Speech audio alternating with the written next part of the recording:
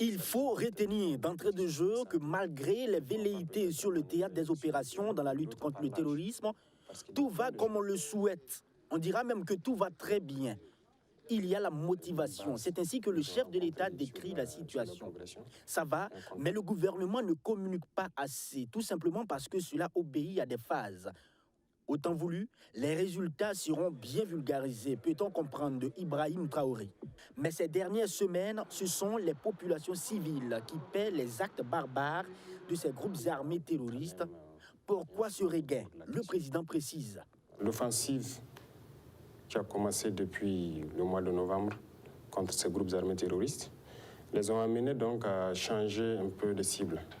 C'est malheureux qu'actuellement, je dirais qu'ils sont aux abois et ça fait qu'ils s'attaquent de plus en plus à des civils désarmés parce que ce sont les derniers moments de débat en fait.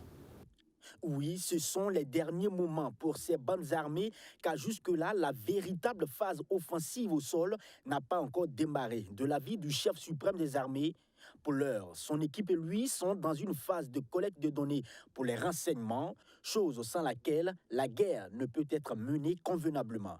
Qu'à cela ne tienne, les opérations aéroterrestres se poursuivent. Et quand on poursuit l'ennemi qui se retrouve de l'autre côté de la frontière, comme au Niger, dans le cas de Falangoutou, il y a problème.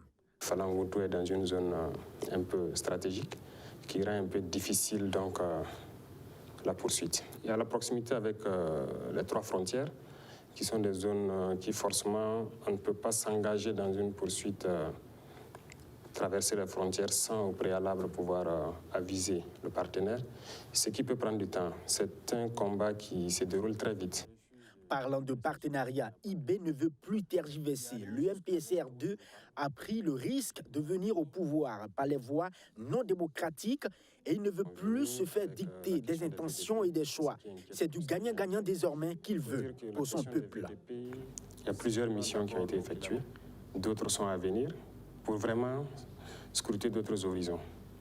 Parce que nous voulons des partenariats, comme on aime le dire, gagnant-gagnant, franc. Si on nous dit « je vous donne ça et je veux ça en retour », on discute, on s'entend, si ça nous arrange, on le fait. Mais nous ne voulons peut-être pas de partenariat un peu flou.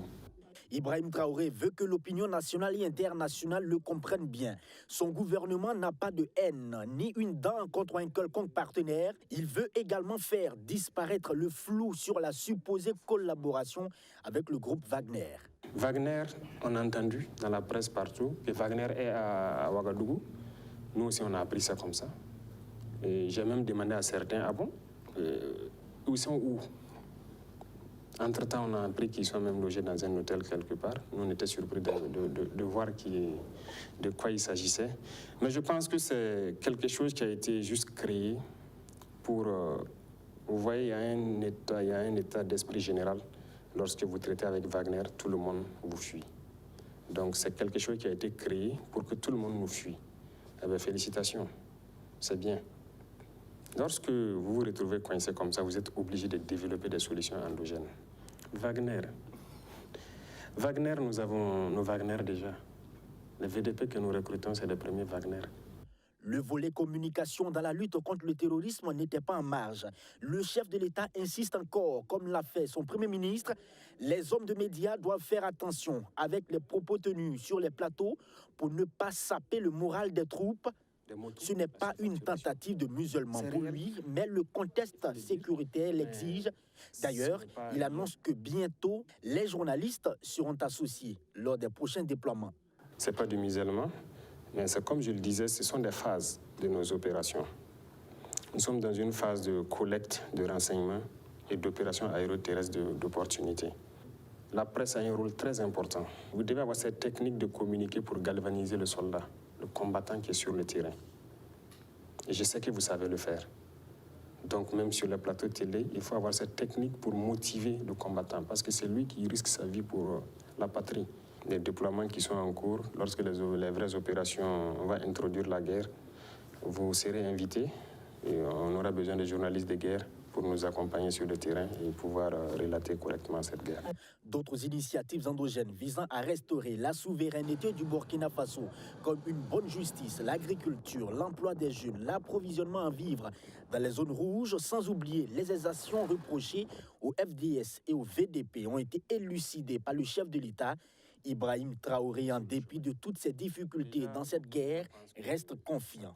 Pour lui, le Burkina Faso est sur le chemin de la victoire. Les moyens pour observer tous les mouvements sur le sol burkinabé sont désormais disponibles et la victoire est certaine. On est plus que convaincus. La victoire est certaine.